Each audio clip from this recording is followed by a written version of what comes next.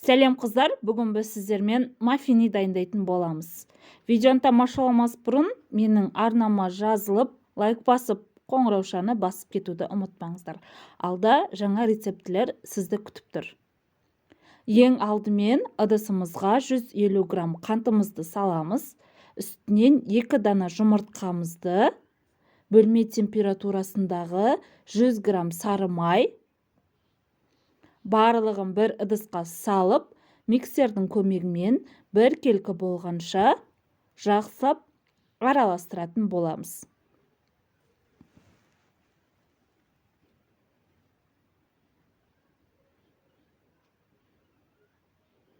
Енді үстінен 250 грамм ірімшігімізді саламыз. Ірімшікті блендерлеудің және де ситадан өткізудің қажеті жоқ. Үстіне 15 грамм лимон шырынын құямыз.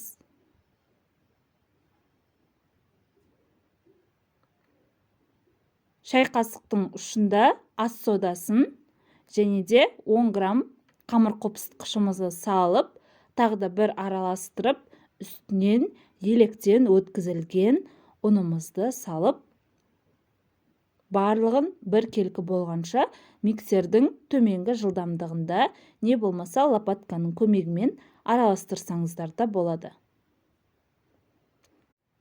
Қамырымыз осындай болады, қою емес, сұйық емес. Капсулалардың ішіне жарты етіп құйып шығамыз. Бұл рецепт бойынша 12 капсулаға арналған.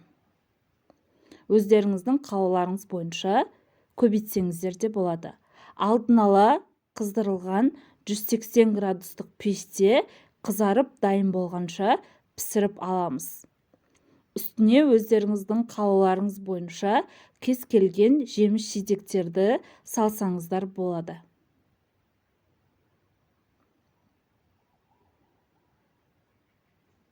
Балаларыңыздың денсаулығына өте пайдалы, әсіресе творогты көп жемейтін балаларға осылай жасап берсеңіздер, тіпті керемет болады.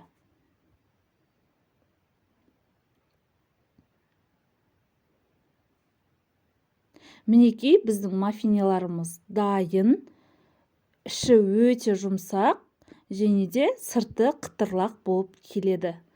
Дайындап көріңіздер, жақындарыңызды осындай тәттілермен қуантыңыздар. Арнаға жазылып, лайк басып, комментария жазуды ұмытпаңыздар. Астарыңыз дәмді болсын. Келесі видеоларда кездескенше сау болыңыздар.